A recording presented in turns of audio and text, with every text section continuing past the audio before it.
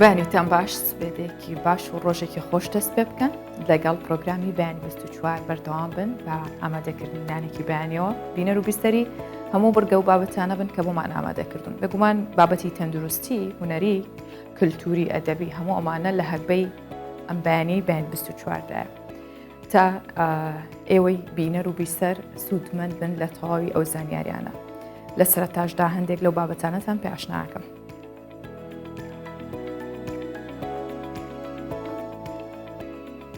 دیدارێکی تایبەت بە زانکۆکانی هەرێمی کوردستان سازکرا و تێیدا راپۆرتێک لەلایەن ڕێکخراوی چاوی زانکۆ بۆ بەهێزکردن و پابەندبوون بە سەروەری یاسا لە ناوەوەی دامەزراوەکانی خوێندنی باڵا پێشکەشکرا. مامۆستانی زانکۆش ئەم دیدارانە بۆ هەرێمی کوردستان بە گرنگ دادەنێن. بە هەوڵی تیمێکی زانایانی شوێنەوارناسی ئیتاڵی سێ پارچەی شوێنەواری ناوچەی حەڤەر لە مووسڵ نۆژەن دەکرێنەوە کە مێژوەکەیان بۆ زیاتر لە 2000 ساڵ دەگەڕێتەوە. دوای 11 ساڵ لە داخرانی جارێکی دیکە گەرماوی ڕەوزە لە ئیدلیب کرایەوە کە مێژوەکەی نزیکەی 300 ساڵ و هاوڵاتیانیش بەکردنەوەی گەرماوەکە دڵخۆشن و دەڵێن چەندین یادگاری خۆشیان لەگەڵ گەرماوی ڕەوزە هەیە.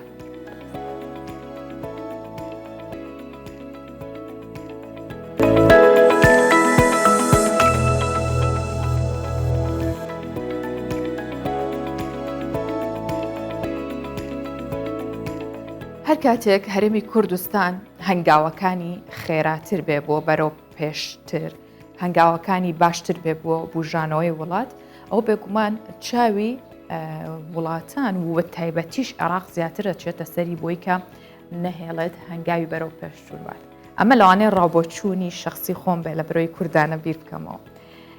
بۆیە ئێستش دادگای فیدراڵی بڕیاریەوە یاوەکە بە شێوەیەک لە شێوەکان نەهێڵێت هەرێمی کوردستان ئەو یاسانی لێبسەنێتەوە کە ماوەی ڕابردوودا هەی بووە و دەستوریش بووە بەڵام ئێستا چەندین بیانووی دیکە هەیە. هەر بۆیە سنتەری توێژینەوە و ڕاپرسی کوردستان 24 لە شاری هەولێر لەبارەی بڕیارەکانی دادگای فیدراڵی دیدارێکی تایبەتی بە بەشداری دەستەبژێرێک لە پسپۆڕان و شارەزایان ساز کرد. هەڵبەت لەو دیدارەیە گفتوگۆ دەربارەی مەترسیەکانی بڕیارەکانی دادگای فیدراڵی عێراق کرا و تیشکیش خرایە سەر چۆنیەتی ڕۆبوونەوەیان. بەڕای چاودێرانی سیاسیش بۆ بەشداربووان بڕیارەکانی دادگای فیدراڵی سیاسین و پێچەوانەی دەستوریشن.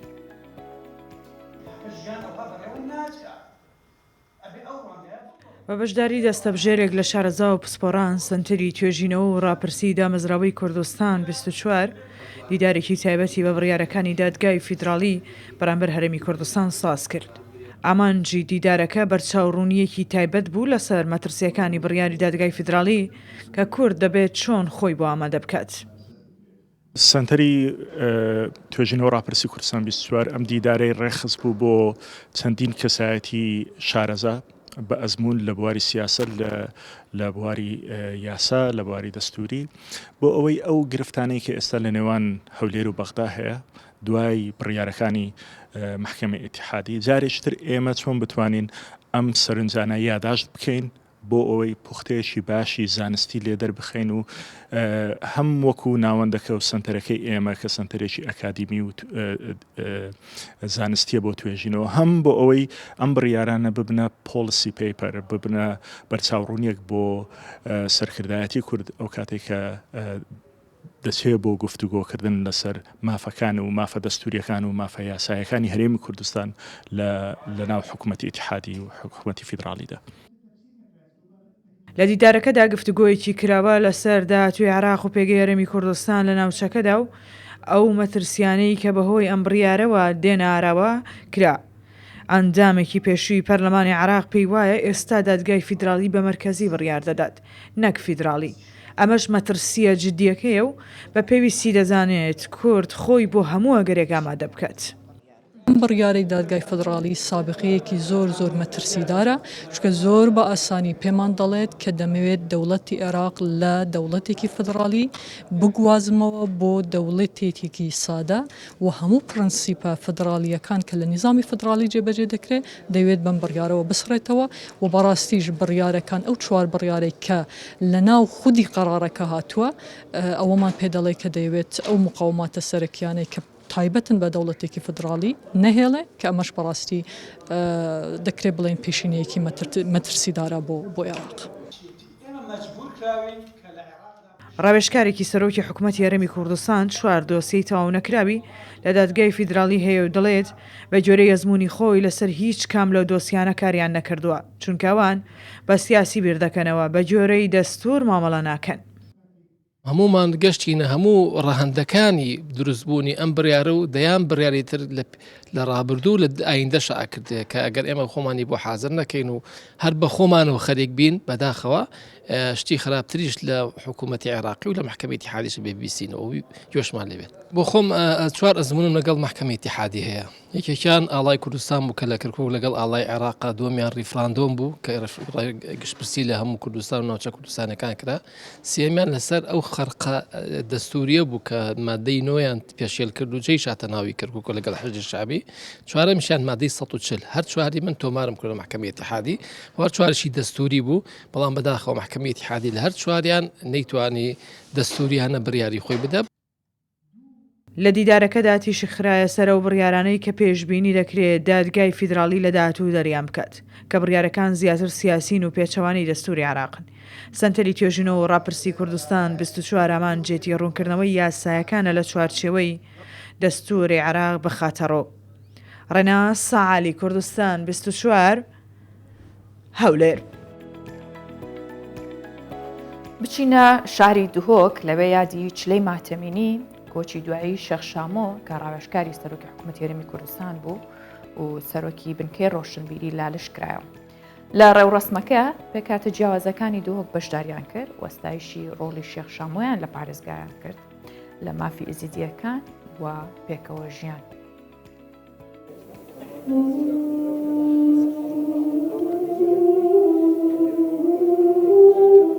بۆرینە چ ڕۆژان لە سەرۆغرکردنا شێخ شام و شێخ و نەعموورە دەرباز دەبن. چ لەیە ماتەمینیاوی بچەندی ڕێڕوسمێن جودا هاتنە ساخکردن. شێخ شام و ژێ ماڵباتە خودان ئۆجاغ و بناو دەنگ وێل نافێزدیان ژێڕووی ئاینی و جوواکیڤە. هەندی حەستکەی ژتت هات دەنگ و ڕەنگی ئێزدیە دەگەر دەستور بێک بە ژیانش بۆ سڵمان و مەسیحیە دەنگێن قرێش هەر سێ ئالیا دەدانانە لە بنبیە لەبەر هەندێ هەر سێ ئالیا نافێتە وەک براویە جهێتە ڤاڵا دەبینم شێخ شامۆیە هەوێریە. دیسان نیشتمان پەروەری و زۆر فێری عاشقا کوردایەتی بوویە. هەروسا شێوەردارێ سەرۆکی حکوومەتە هەرێما کوردستانێ بوو بۆ کاروباری نێزدیان و سەرۆکێ دەستایە بنگهی لالش بوو. ڕاستی دەمێ ئەم بەحسێ بنگهی لالش بکەن یعنی ئەم بەحسێ شێخ شام بکەن بۆ غەراویە خێرێ بێت ئەوی داغەکە مەزنت ناف هەموو ێزدیادە هێلا و ڕاستی ئەم بنگهی لالش زەرمەندی هەرێ سەرەکی بوون هەر ڕاستە ملەتی کورد هەموو زەرمەند بوو چۆنە ڕەحمەتی وەک پەرلەمانتارێک بوو پەرلەمانی خۆلا چاریا پەرلەمانی کوردستانی ڕوولێکی گەلێکی گرنگ هەبوو ڕوولێکی بەرچاف هەبوو بۆ خزمەتکردنا خەلکی خۆ جڤاکە خۆیە ئێزدی خودێ لێ ڕازوی ئیشەڵا جێوی بەحەش بیتن ڕاستی جێوی ئیشەڵا نامینێت خاڵی جێوی دێتشی بیتن ji bina malawê ku roberayet wî dewre şexî dewrekî pîrûz bû heqîqet jiyana wî da rolê şexî rolekî pêşçav bû pêşçavê hemî diyanete diyanakî dibêjin hikûmetê da pêşmergehatiyê da yani camerî dewrekî îna nahê ji bîr kirin yani alem şahid bû cenabê wî.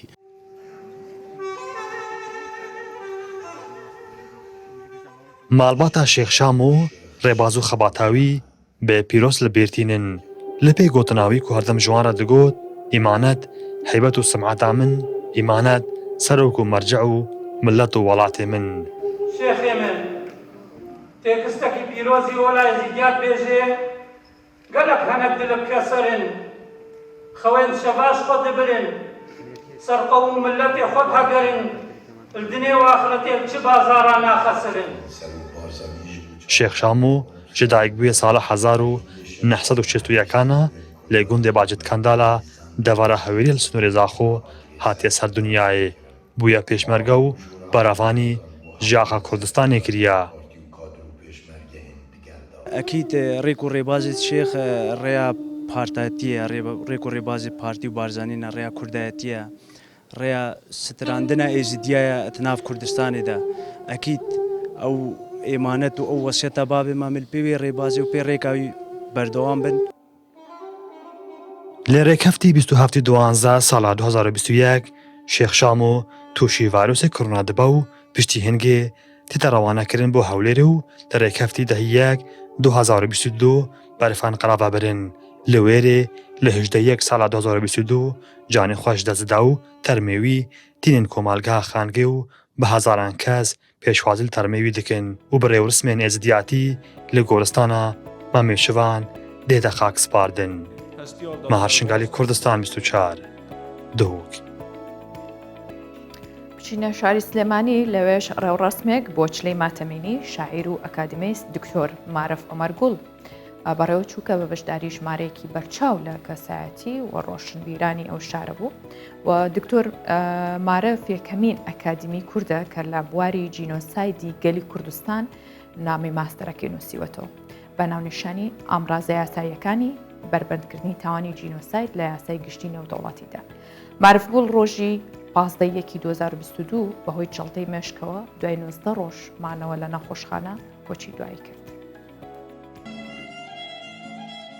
40 ڕۆژ بەسەر کۆچی دوایی دکتۆر مارف عومەرگوڵ نووسەر یاساناز توێژەر تێدەپەڕێت کە یەکێک بووە لەو کەسانەی وێزەکانی ژیانی پڕ بوون لە هەوڵ بۆ پیشاندانی مێژووی نەتەوەکەی و پێشخستنی زمان و ئەدەبیاتی کورد.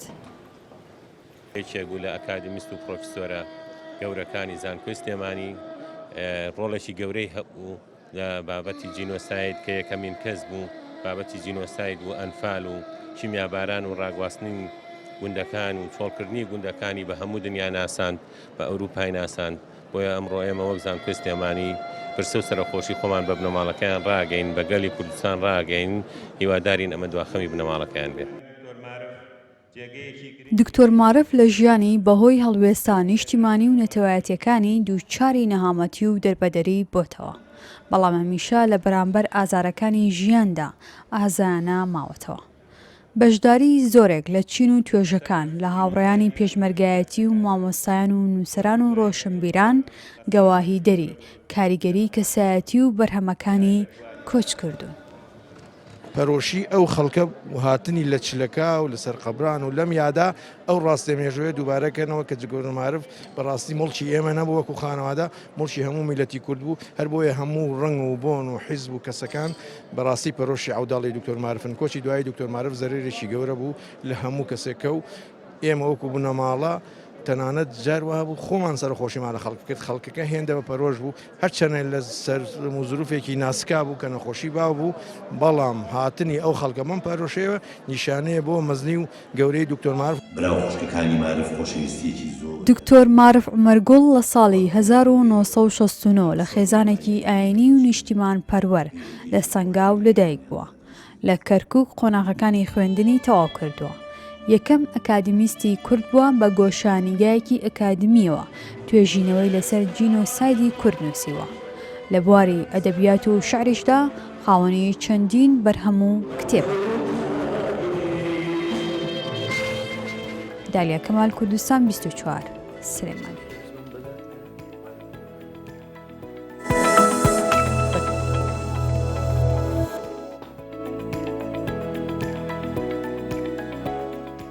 دیدارێکی تایبەت بە زانکۆکانی هەرێمی کوردستان سازکرا کە لە دیدارەکە راپۆرتێک لەلایەن ڕێکخراوی چاوی زانکۆ بە پاڵپشتی سندوقی نیشتیمانی ئەمریکی بۆ دیموکراسی هەڵبەت لە چوارچێوەی پرۆگرامی بەهێزکردن و پابەندبوون بە سەروەری یاسا لە هەم لە ناوەیە و دامزراوەکانی خوێندنی باڵا وم لە دەریشەوە سەرکێشەکانی خوێندنی باڵا و ئاستی جێبەجێکردنی یاساکانی کە پەیوەندیان هەیە بە خوێندنی باڵاوە ئەو لەگەڵ هۆکار و چارەسەر بۆ کێشەکان هەمووەمانە لە دیدارەکە ڕێکخرا بە بەیەکۆ بینەربین. دیداری زانکۆکانی هەرێمی کوردستانە کار بۆ باشترکردن و بەرەو پێشبردنی ناوەندەکانی خوێندن لە زانکۆ و پەیمانگەکانی هەرێمی کوردستان دەدات. لە دیدارەکەدا راپۆرتێک لەلایەن ڕێکخراوی چاوی زانکۆ بە پاڵپشتی سندوقی نیشتیمانی ئەمریکی بۆ دیموکراسی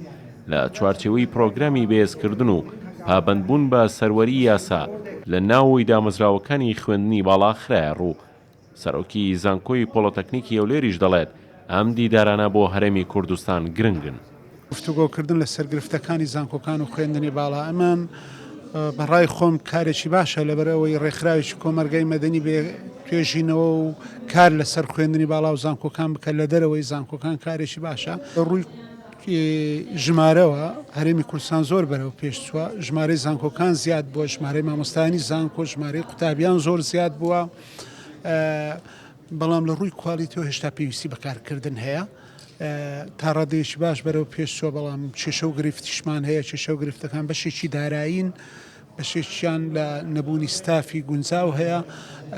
لەم دیدارەشەوە مناقەشە دەکرێت سوودی دەبێت بۆ سەرۆک زانکۆکان و بۆ وەزارەتی خوێندنی باڵا بۆەوەی ئەو کێشە و گرفتانە چارەسەر بکات. لە دیدارەکەدا راپۆرتێک لەسەر کێشەکانی خوێندنی باڵا و ئاستی جێبەجێکردنی یاساکانی پەیوەندیدار بە خوێندنی باڵا خرایە ڕوو لەگەڵ هۆکار و چارەسەر بۆ کێشەکان. بەڕای مامۆستایەکی زانکۆش ئەم راپۆرتانە گرنگن و دەست دەخەنە سەر برینەکان و پێویستە چارەسەر بکرێن. ئەوەی جێگای سەرنج بوو جێگای دڵخۆشی بوو کە بەڕاستی ئەم ڕێکخراوە پەنجەی خستۆتە سەر خودی یاساکان 2000 ئەو پێشێلکارانەی کە لە ناو زانکۆکاندا کراوە و لە سێکتەری گشت ینی بە سێکتەرەکانی لێک جیا کردوێتەوە بابەتی کارژێرەکان بابەتە زانستەکان بابەتە نازناوە زانستەکان بابەتی پرۆسەی داهاتوو بابەتی پەیوەست بە مامۆستایان بابەتی پەیوەست بە خودی پرۆگرامەکان و بابەتی پەیوەستیش بە تەنانەت بە خودی قوتابیانیشدا و مامۆستایانیش ئەوە زۆر گرینگە کە پەنجە خراوەتە سەر ئەو بابەتی ئایا کامە زانکۆیە لە زانکۆکانی کوردستان زیاترین پابەندبوونی هەبوو زیاتریشی پێشەلکاری هەبووە. دیدارەکە بە بەشداری نوێنەری سەرۆکی هەرێم و نوێنەری سەرۆکی حکوومەت و نوێنەری خوێندنی باڵا و پارێزگاری ئەولێر و چەندین سەرۆکی زانکۆ و مامۆستای زانکۆ و ڕێکخراوە ناحکومیەکان بەڕێوە چوو. وەزارەتی خوێندنی باڵاش دوای خوێندنەوەی راپۆرتەکە بڕیاری لەسەر دەدەن و بەڵام پێویستیان بەکاتە. ئازەر فاروق، کوردستان 24 هەولێر. هەر تایبەت بەم دیدارە کە پەیوەستە بە کێشە و گرفتەکانی ناوەندەکانی خوێندن هەڵبەت لە خوێندنی باڵا و هەموو ئەو چارە سەریانە و ڕێگە چارەکانیش کە لەلایەن ڕێکخراوی چاوی زانکۆ خراونەتە ڕوو ئێمە میوانداری بەڕێز بیلال فارسمان کردووە کە بەڕێوەبەری جێبەجێکارە لەو ڕێکخراوە. بەخێر هاتی بەیانیت باش کاک بیلال. زۆر سوپاس خاتو ئاژەبانی وەش باش بەیانی بینەرانی کوردستان 24 باش. زۆر سپاس ڕۆژێکی باشیش بۆیەوە. پێم خۆشە سەرەتا باسێکی ڕێکخراوەکەمان بۆ بکەی کە دامەزراوە کار و ئامانجتان چیە دواتریش باسی دیدارەکە و گرفتەکانەکەی بەسەرچاو. ئێمە ڕێکخراوێکی کۆمەڵی مەدەنین پێشووتر لە 2011ەوە گروپێک لە قوتابی زانکۆ بووین تووشی کۆمەڵک کێشە و گرت بوون لە ناو زانکۆکان من خۆم لە زانکۆ تووشی کۆمەڵک کێشە و گرفتمان دەبینی بۆ بیرمان لەوە کردەوە کە بێ داکۆکی لە مافەکانی خۆمان بکەین و بۆ ئێمە گروپێکمان دروست کرد دواتر لە 2014 بەڕسمی لە فەرمانگەرەخراوە ناحکومیەکان خۆمان تۆمار کرد و بووینە ڕێکخراوێکی کۆمەڵی مەدەنی دواتر ئێمە بیرمان لەوە کردو چۆن کار بۆ چاکردنی بابەتی ناوزانکۆکان بکەین ئەو ژینگەی کە لە ناوزانکۆکان هەیە چکە لە ئاست محیمە نەبوو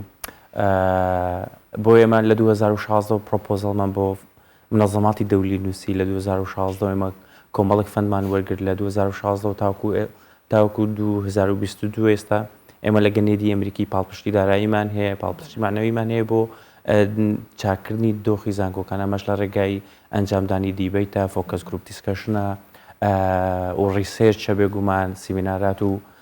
ئەو دیدارانەیە کە ئێمە ئەنجامی دەدەین هەمووی بۆ باشترکردنی دۆخی زانکۆکانە لە ڕووی جێبەجێکردنی یاساکان و بە هەمان شێوە ئاستی کواڵیتی لە ناو زانکۆکان بە هەمان شێوە ئێمە لەگەڵ منەظەماتی دیکەی دەولی فەندمان هەبووە هەرێکە لەوانە IOM و بە هەمان شێوە سپاکی هۆڵندی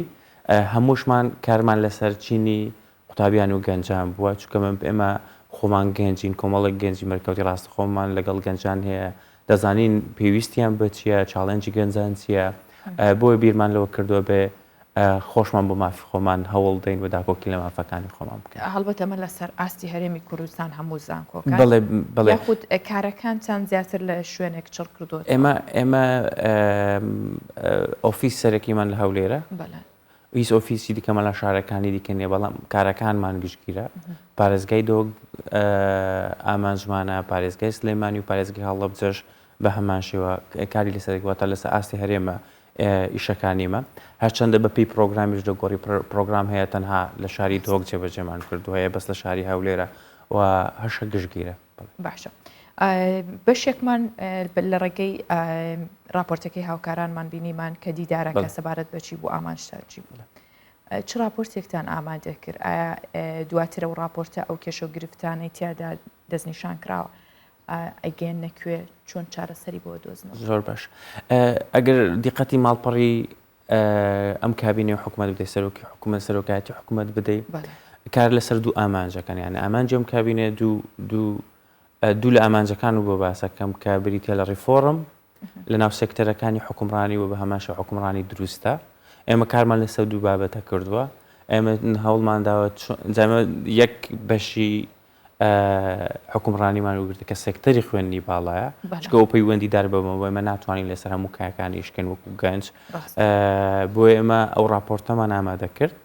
و ئەو راپۆرتە باسی لە کێشە و گرفتی ناو 15 زانکۆی حکومی کردووە لە ئێستاە و داتای زۆر باشمان بەدەستکەوت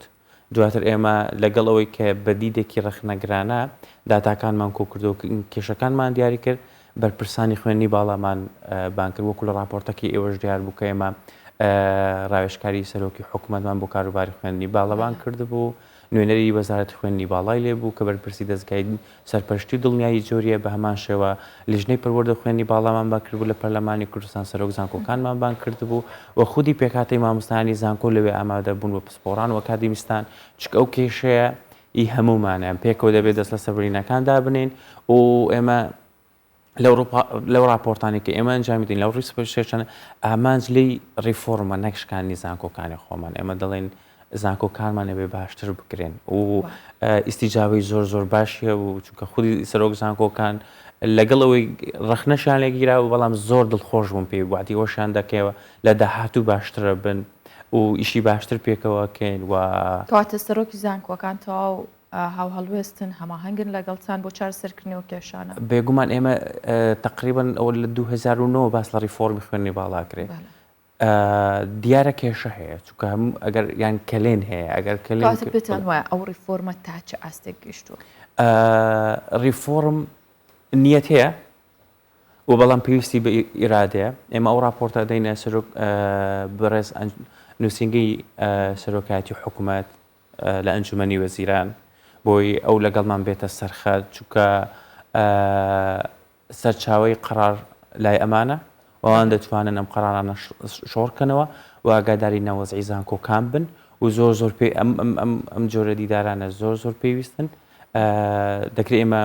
ئیشی جددی لەسە بکەین و چونکە وەکوتم ئێمە دەمانەوێت ئاستی زانکۆکانمان بەرز بێتەوە و جەیت و محیش بوو کە لە ئاست مهمە بوو کە ئیسیجابەی زۆر باشیە بوو ئەوان زۆربەی بەرپرسانی خوێنی باڵا وحدی ویان داوە کە کار لەسەر ئەو بابەتانە بکەن کێمە لە راپۆرتەکە خستومانەوە لە سەرەتاوە کاک بلال باسی وت کرد کە لە سەردەمی جەنابەت کە خوێندکاری زانکۆ بووی کۆمەڵێک کێشە و گیر و گرفت هەبووە ئێستاش ئەو کێشە و گیر و گرفتانە هەن ئایا گرفتەکان شان بەشانی پێشکەوتنەکان ئەوانیش گەورە بوون یاخود بە شێوازێکی تر هەر بە هەمان شێوە گرفتن و ئەگەر پێشمان بڵێ گرفتەکان چین لەکوێدان و ئەو داتایانەی کە کۆتان کردوتەوە لە چه ئاستێکدا یانێ ڕێژەکەی چەندە و لە چ بوارێکدا زیاتر کێشە هەیە زۆر باشە ئێمە لە ناو خۆی پێش دروستبوونی وەزارەتی خوێندنی باڵا سێ یاسا هەبوونە کە سێکتەری خوێنی باڵیان ڕێخستووە دواتر 5 یاسایتی دەرکراون لە هەمویان گریکتر یاسای ژمارە دەی ساڵی 2010 کە بە یاسای وەزارەت ناسراوە باس لە ئەرکەکانی وەزیرەکە باس لە ئەرکەکانی بەڕێوەبەرە گشتیەکانەکە و پێکهاتەی زانکۆکان دەستگاکان و دانانی پۆسەڵگرە کارگێریەکان ئێمە لەو ریپۆرتە کارمان لەسەر دانانی پۆسەڵگرە کارگەریەکان کردبوو لەسەر ئاسی سەرۆک زانکۆکان تاوەکو سەرۆکی بەشەکان ئایا ئەمانە بەپەی مەرجە یاسایەکان دانراون ئەو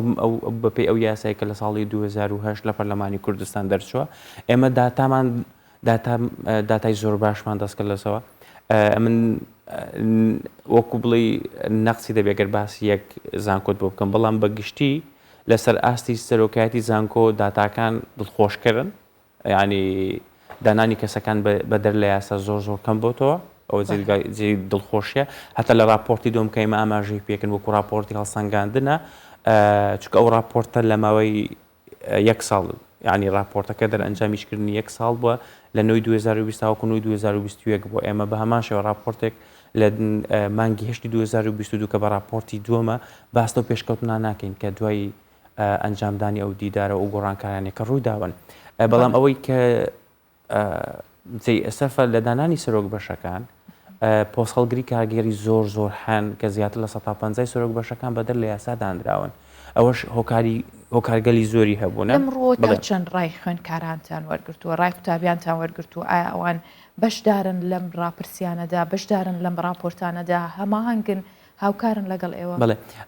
ئێمە لەسەر چینی قوتابیان و خوێندکاران پێشتر 3 ساڵ کارمان کردووە پرۆژەشمان ئامادە کردووە تا ئێمە کارمان لەسەر 2 مۆدل کردو کە پێم ئاماوە 2 مۆدیلی بەڕێوەبردننی خوێندکاری زۆر جوانن یەکێکیان کە لە زانکۆی ئەمریکی لە دهۆک جێبەجێکرێ لە زانکۆی کوردستان لە هەولێر جێبەجێکرێ و بە هەمان شێوە لە زانکۆی ئەمریکی لە سلێمانی و زانکۆی کۆمار لە سلێمانی و زانکۆی تیشکیش لێرە ئەوانە مۆدیلی سربەخۆیان هەیە و هەموو پێکاتەکانیان بەشداری پێ کردووە و کەمپەسی زانکۆیان باشتر کردو ئاسی کواڵیتیشان باس کردو ئێمە 3 ساڵ کارمان لەسەوە کردووە بەڵام ئەو بابەتێکی ئێمە دوێنێ باسمان کرد کەمتر پەیوەندیدار بوو بە بابەتی قوتابیان و خوێندکارە و لەگەڵ ئەوەشە ئەمان پێکاتەی سەرەکی واتە ئەو سیستەمێک کە وەزارەتی خوێندنی باڵا هێناوێتی بۆڵۆنیا پرۆسس ئەڵێ قوتابی یا خود خوێندکار سنتەری فێربوونە ینی قوتابی ئەتوانی بڕیاردا ئەتوانی ڕۆڵی هەبی لە داڕشتن و ڕێخستنی کەرتی خوێندی باڵایە بەڵام لە ناو یاساکەی وەزارەتی خوێندنی باڵا بە 2 دەق باس لە قوتابیان کراوە لە یەکێک دەڵێ بە 1 دەق لە یەک لە بەرگەکان دەڵێ نوێنەری قوتابیان بەشدارە لە ئەنجومەنی زانکۆ و بە هەمان شێوە لە ئەنجومەنی کۆڵێژ لە 2 کاتەکە لەو کێشانێکی پەیوەندیدارە پێیانەوە لە هیچ شوێنێکی دیکە لەو یاسایە کە 9 بەشە و 57 مادەی هەیە بەی شێوەیەکی کە باس نەکرای ینی لە یاساکە وەکو بڵێ نەقسی هەیە بۆ مەسەلەی بەشداری قوتابیان لە کایەی سێکتەری خوێندنی باڵەیە کە ئەوەش لەگەڵ دژی بۆڵۆنیا پرۆسێسە کە ئێستا وەزارەت هەوڵدانەوە بۆ هەموارکردنەوە و چارسەرکردنەوە یاسا ئێمە لەسەرمانە ئیشی ڕێکخراکانی کۆمەڵی مەدەنی پابلیک ئێوەرنسە یعنی ئێمە ڕایگشتی لێ ئاگادارەکەینەوە و حکوومەتی لێ ئاگادارەکەینەوە بە هەمان شێوە پەرلەمانی لێ ئاگادارەکەینەوە راپۆرتەکە دەدەینە لیژنەی خوێندنی باڵا و ئەو تاسک فۆرسێک کە ئەنجومەنی وەزیران دروستی کردووە بۆ ریفۆرمی خوێندنی باڵا ئەو راپۆرتیان دەدەینێ دەڵێن ئەمە کێشە و گرفتەکانە ئێمە دەڵێن ئەبێ مەنا هیچ بگۆڕێ یان پرۆگرام بگۆڕێ یان پرۆگرامی نوێ وەکو بۆڵۆنیا پرۆسس بەڵام لەولاوە یاساکان دژینی مەسەڵەن لەگە یاساکان یەک ناگرنەوە مەسەڵەن بۆڵۆنیا پرۆسس هەڵێ بێ زانکۆکان سربەخۆی کارژێری و داراییان هەبێ کەچی ئەمان تەمویل لە وەزارەت وەرەگرن ینی وەزارەت دامیانەکە ئێوە کێشەیە چکەوان ناتوانن هەتا مەسەڵەن کێشەی زانکۆی سەڵاحەدین جێ کەمپەسی نییە و خۆڵ گەورە نین هەندێک ئێستا مەتا ئێستا بەشێک لە کۆڵێژەکانمان لە ناو کابینن لێ وەک تۆزە کێشن ئەبێ ئەو کێشانە چارەسەر بکرێن بەڵام هەندێک کێشە هەیە هیچ پەیوەندی بە بابەتی داراییوە نییە مەسەلەی بەشداری قوتابیان و خوێندکارانەوە دەتوانێت بە یاسا زۆر بە ئاسانی چارەسەر بکرێ مەسەلەی کاتی داوامی ستافی ئەکادمیە لە ناو زانکۆکان چکە من کاتێک لە ناو کۆڵێژەکەی خۆم بووم لەگەڵ یەک لە زانکۆیەکی حکومی بێگومان لەگەڵ یەکێک لە پرۆفیسۆرەکان دانیشت بووم باسمان لە بۆڵۆنیا پرۆسێسە کرد کەچی یەکێک لە کارمەندەکان سەعاتیە کات وتی بێزەحمەت ئەگەر بڕۆنە دەرەوە ئێمە دەرگاکەدا خەم چکە کاتمان تەواو بووە بەڵام لە زانکۆ ئەهلیەکان ئەوە نییە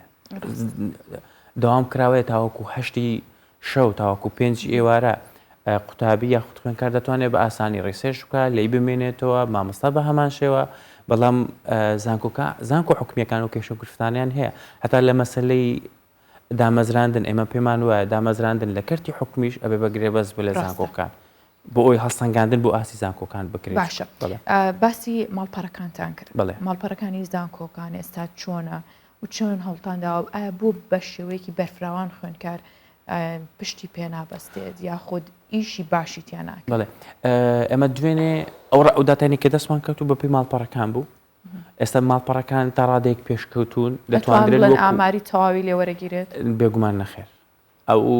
ئێمە دەزانین داتاکان بەشێکێن ئەبدێت نەکراون هەندێک زانکۆ 2 ساڵ ئەبدێتی داتاکانی خۆی نەکردووە کە من لە راپۆرتەکە داێنێم دوای دێگلی لە من دەکە دەڵێ ئەو هەڵی تێدایە بەڵام کەچی هەڵە ئەساسیەکە لە ماڵپەڕەکانە چکە من سەرچاوی دەستکەوتنی زانیاری ماڵپەڕەکان بووە و ماڵپەڕ تا ماڵپەڕ دەگۆڕێ ئەمە دوێنێ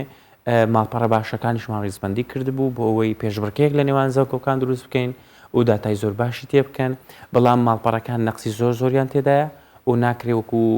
سەرچاوی دەستکەوتنی زانیاری تاو پشتی پێ ببەسترێ و زانکۆ هەیە کەمترین زانیاری داوە و ئەسڵەن زۆر جار پێویستی بە لێ هاتوویە بە زەحمەتیە بلو بتوانانی داتات دەستکەوێ و ماڵپەڕ ئەبێ مەسەلەن کە چیتە ناوی وەکو دیزاینە کەشخە بێن دڵت پێخۆش باشە پشتیان نەبەستۆ بە توانای خوێنکارانی خۆیان بێگومان ئەوە ئێمە دەیبینین هیچ ڕنگدانەوەیەکی خوێنکارانی تێدانە ئەو تەنها ئێستا ئەوان خوێنکاریان ئیجوار کردووە بۆ وەرگرتنی ڕیزاڵتەکانی پسێ سەردانی ماڵپەڕەکانی خۆی بکە ئەمەش بۆ مەسەلەی زیادکردنی ڕێژەی سەردانیە بۆ ئەم ڕێژە سەردانی شووا کە ڕیزبەندی زانکۆکان بەرز بێتەوە لە مەسەلەی ڕێژەی سەردانی بەڵام لەو بابەتی ڕیسێرچ و بابەتە عیلمیەکان نیە و سەردانیانی کەمتر ئیتیمان بەوە دراوەش نەقسە ئەگەر تەنها بە وەرگرتنەوەی ڕیزەڵت بێ پێم وانە کارێکی گونجاو بێ بۆ زانکۆکان ماڵپەڕی زانکۆ ساڵانە پێشبڕکێکرێت لە زۆربەی زانکۆکانی جیهاندا وڵاتە عەرەبیەکان بەگشتی بۆچی تا ئێستا هەرمی کوردستان لە ڕیسبەندی هەرە دواوە یاخود زۆربیان بە تایبەت حکومیەکان بۆ نەهاتوونەتە پێشتر ئایا ئەهلیەکان ئەمانە پێوەرەکان غەڵەتن یاخود خۆیان نەگەیشتوونەتەوە ئاستا و پێوەرە جیهانیەکان چین بۆی کە زانکۆ حکومیەکانی ئێمە بتوانن جێبەجێ بکەن تا بتوانن بچنە ڕیزبەندە ئەوڵەکانەوە بڵێ خۆی ئەمە وەکو بڵێ هەموو وڵاتێک کە ئەوێ پێشکەوێ بەڕاستی زۆر گرنگ نییە تۆ تا چەندە لە ڕیزبەندی زانکۆ عالەمیەکانی نازانم ئێمە بۆ پێویستمان بەوە بێ ئێمە یەکەم جار ئەبێ زانکۆکانی ئێمە توانای ڕەخسانی هەلی کاریان بۆ خوێنکارەکانیان هەبێ ئەو کاتە دەتوانین لە مەسەلی ڕیسێرچا پێشکەوین چکە ئەوەی کە پەیوەندیدارە بە ئاسی زانکۆ عالەمیەکان زیاتر پەیوەندی بە مەسەلەی ڕیسێرچ و داهێنانی زانستی هەیە ئێمە ناڵێن با زانکۆکانی ئێمە جارێت داهێنان بکەن یان ڕیسێرچی گەورە بکەن بە بتوانن لەگەڵ بازاری کار بگونجن و هەلی کار بۆ قوتابی خوێنکارەکانیان بڕخسێنن یەکەم خاڵ ئەمەیە دواتر ئێمە دەتوانین چکە وەک بڵێ ئەبێتە پێشبڕکەیەکی نازانستی ئەگەر ئێمە ئێستا چکەم کۆمەڵێک پێوەری عالەمی هەن بۆ ڕیزبەندی نیشتیمانی هەیە وتم ئەوەی زانکۆکانی کوردستان زیاتر مەسەلەی ڕێژەی سەردانیە و مەسەلەی ڕێژەی سەردانی هیچ لە ئاسی زانستی زانکۆکان زیاد ناکا بێگومان بۆ ئێمە بە هەوڵدەین یەکەم جار پرۆگرامەکانمان نوێ بکەینەوە بۆی قوتابی خوێنکار هەلی کاری دەستکەوێ یان دڵخۆش بێ بۆ بابەتی کە دەخوێنێ دواتر گرنگی زۆر بە مەسەلەی ڕیسێرچ بدرێ بۆی بچینە ناو ڕانکینگی زانکۆ عالەمیەکان بێگومان ئێمە ناشناڵ ڕانکینگمان هەیە کە بە ماڵپەڕی نور ناسراوە بەڵام ئێمە دەڵێن ڕانکینگی نیشتیمانی کەچی زۆربەی خاڵەکانی عالەمین و لە ڕیزبەندی عالەمیەکانیش وەزەی زانکۆکانمان باش نییە بەڵام ئەوەی بەلای ئێمە و گرینگە بۆ خەڵکی کوردستان بۆ قوتابیان و خوێنکاران ئەوان چۆن لە زانکۆ دەرەچن و چۆن کاریان دەست دەکەوێت چۆن سکێڵەکان لە ڕێگای زانکۆ بەرزە بنەوە ئێمە کەوەمان کرد دەتوانین هەنگاوی داهاتوش بنین کە مەسەلەی ڕیسێرچە بەڕێز بیلال فارس ئەمە زۆر خۆشحاڵ بووین بۆ هیواین کە هەوڵ و ماند و بوونەکانتان لە ئەس ئەوەدا بێت کە تەواوی کێشە و ئەگرفتەکان چارەسەر بکەن و بەردەوام بن هەرگیزماندوو نەبن زۆر سپاس بۆ ئێوە بۆ بدەرفەتە دەستان خۆش بێ زۆر سپاس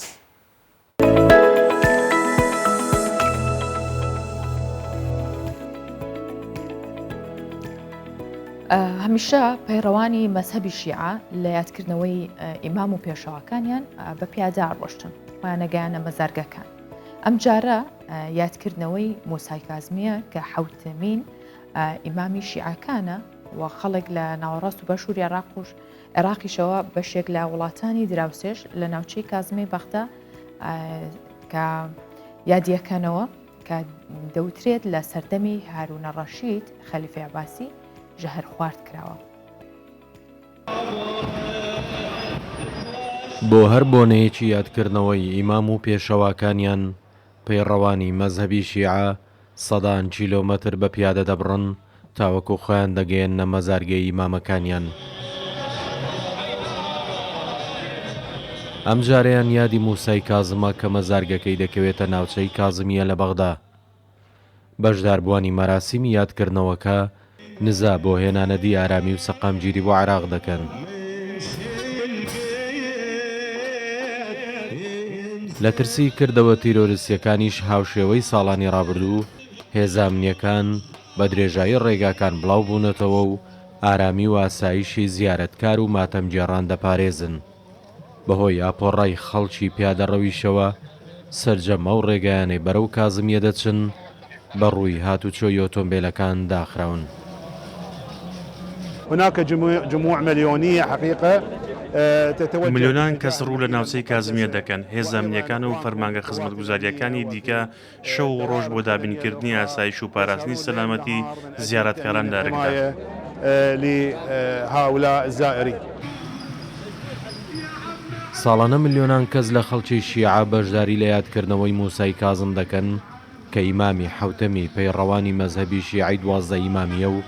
دەوترێت لە ساڵی 1999 زاینی و لە سەردەمی هاڕونە ڕەشید خەلیفەی عەباسی ژەهر خوارد کراوە و بەم هۆیەوە گیانی لەدەستداوە.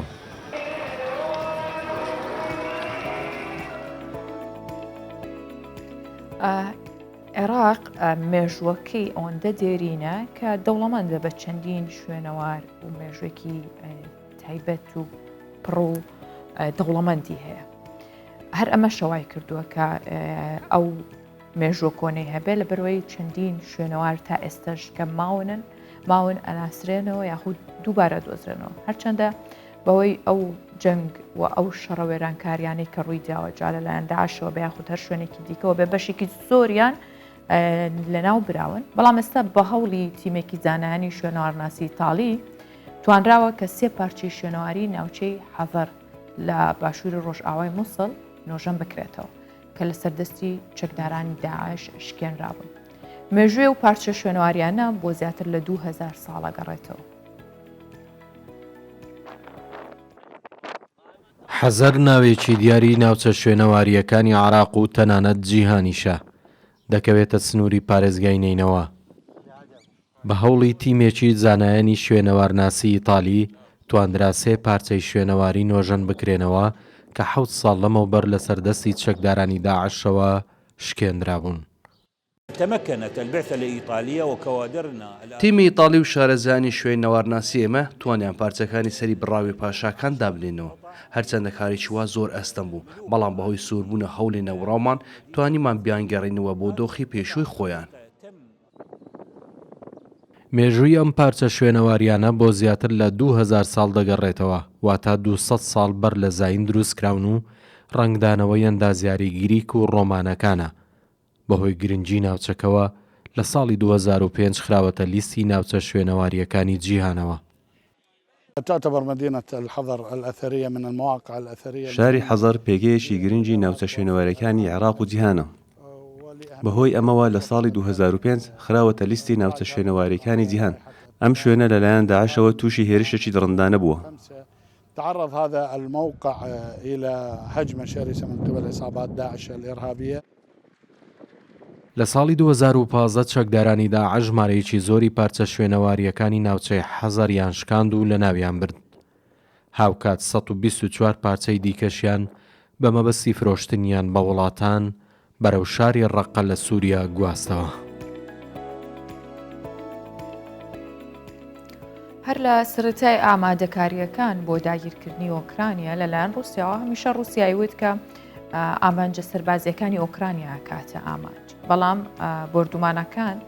باڵەخانەکانی نیشتەجێبوون دابخانە و پردەکانیشی گرتوۆتەوە بۆیە خەڵکی شاری کێف لە ترسی بردومانەکان مترۆ و ژێرزەمینەکان وەک پەناگە بەکارەهێنن. لە ترسی بردومانەکان ئەم میترۆیە وەک پەناگە بەکاردێنن. هەر لە سەرەتای دەستپێکردنی هێرشەکانی ڕووسیاوە هێزامنی و سەربازەکانی ئۆکرانیا داوایان لە هاوڵاتیان کردووە لە کاتی بیستنی دەنگی زەنگی ئاگدارکردنەوە بچنە میترۆ و ژێرزەمینەکان بۆ ئەوەی لە بردومانەکان پارێزراو بن. ڕاستی ئێرەگەلەکە باشە و خەڵکشی هەمید خەمۆ هەفتوودانە هەمی هەفکاریە مەتکن ئۆم هەفکاریەی کودوتکن. خەڵکی لێرە هەز بە ئارامی و پارێزراوی دەکەن و لە هەموو پێداویستی و کێشەیەکدا هاوکاری یەکترن. ئەوەی بە پلەی یەکەم بەلایەنەوە گرنگ و چارەن و سازە بەرگری و خۆڕاگری سوپای وڵاتەکەیانە بەرامبەر داگیرکاری ڕووسیا. هەست بە باشی و ئارامی دەکەم هەموو شتێک لێرە باشە هیوادارم هەموو شتێک باش بێت و هێزەکانمان بتوانن کۆنتترۆلی دۆخەکە بکەن.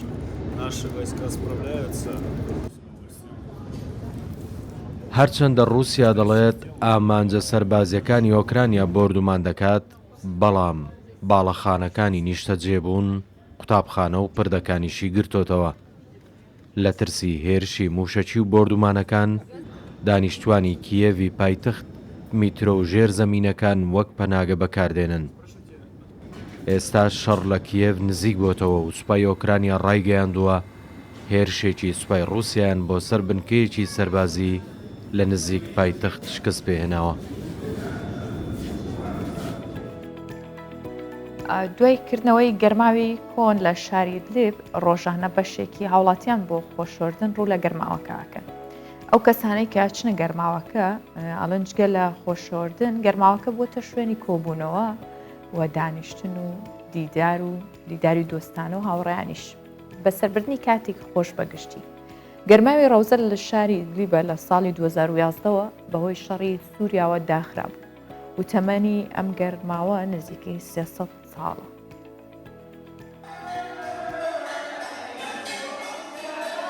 جارێکە دن خەلکێن باژارە ئیدلیبێ بەرێ خۆ ددن سەرشۆیên dîrokiyên kevnar yê wî bajarê. Serşoya Rewda ya dîrokî Golbajarê Idlibê dikeve. Dîroka wê ji bo nêzîkî 300 salan vedgere. Tanha jî heman rewş tê de pirêve diçe. Duê serşoya got ev 5 me hatiye vekirin piştî got ji sala 2011 ve ji ber rewşa şer hatibû girtin qerebalixiyeke zêde lê tê dîtin. الحمام هو عبارة عن تراث قديم توارثته الأجيال لتاريخ سەرشۆوەکە کەڤنە شوپیاکەیە ئەم نزیکی 45 کیلومتری بڕیە هەیە ئەم گیهانە بێدەرێ. ئارمانجەمە ئەو هەیە ئەم هەفتوو ببین و لە هەف کۆم ببن و دەوێ ڕەوشەمایان نەخۆشدا و هەرکەس بە جایکیدا چوویە. ئەف دەربووە جهێک و ئەم هەفتوو لێ کۆم بن. فأخذنا من هذا المكان يعني مثل ملتقى للأصدقاء. لە گۆری خودیە وێ سەرشۆیە ئەو سەرشۆ بوویە خاڵە جڤینا هەواڵ و خودی و دۆستان حەیان هاژی بە هەمان ئاوایی خەلک سەردانە وێ دکن دا دەمەکە خۆش دەرباز بکەن. عمره بحدود 250 ل 300 سنة. الحمام وقف فيه. اف سەرشۆ تەمەنێ وێ di navbera 25 heta 30 salî de ye. Di destpêka şerê Sûriyê ji sala 2011 ve hatibû girtin. Lêberî 5 mehan hate vekirin. Serşoyeke gelêrî ye. Tiştên taybet lê hene wekû beşê germ û odeyên kevnar jî. Ev hemam ciwanên hemû taxan li hev kom dike. Ji ber ku beşeke ji kevneşopiyên me yên berî.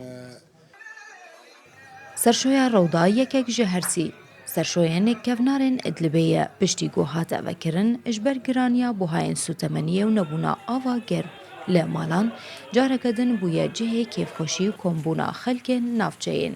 Bakurê Rojavayê Sûriyê. Ji bilî serşokên kevnar li Bakurê Rojavayê Sûriyê li Şama paytexta wî welatî jî gelek serşoyên kevnar û binavûdeng hene ku dîroka wan ji bo 1000 sal vedgere. Lê bi sedema rewşa wî welatî hejmareke mezin ji wan wêran bûn û ji kar ketin û nema xelk serdana wan dikin. جیهان بە گشتی ئێستا بە چەندین دۆخی قورساتی ئەپەڕێ. زۆرێک لە کەسە گەورەکانڵەن خۆشی لە شوێنێک نەماوە بەڵام بە هیوای وانە بێت بە هیوایین کە هەموو شتێک باش بێت هەرچەندە بە خۆش و ناخۆشەوە تێپەڕێ بەڵام گرنگەوەی برینێکی قوڵات جێنەهێڵە بۆیە هەمیشە لە دەستپێکی ڕۆژەکەەوە تا کۆتایی هیوای خۆشی و باشیتان بۆ خوازم بەرگەو بابەتەکانی ئەمڕۆی پرۆگرامی بان 24 پێشکەشکردن ماڵەوە تەندروستێکی باش.